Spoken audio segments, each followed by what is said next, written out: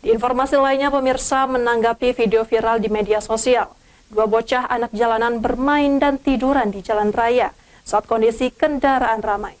Polisi Pamung Praja bersama Dinas Sosial menggelar razia anjal dan pengamen. Sejumlah anak jalanan menangis saat terjaring.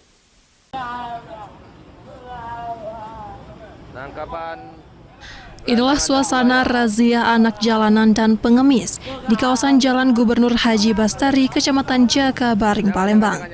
Dalam razia ini, petugas Pol PP bersama Dinas Sosial Kota Palembang mengamankan beberapa anak jalanan yang kerap kali meresahkan pengendara saat di persimpangan lampu merah.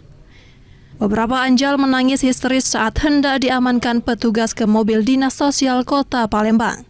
Selain anjal, petugas juga menertibkan beberapa pengemis yang berada di atas trotoar jalan. Menurut Kabid Pemberantas Dinsos Kota Palembang, kalau dirinya memerintahkan anggotanya untuk melakukan penertiban terhadap anak jalanan setelah adanya video viral dua bocah anjal bermain dan tiduran di jalan raya persimpangan Jakabaring, Palembang.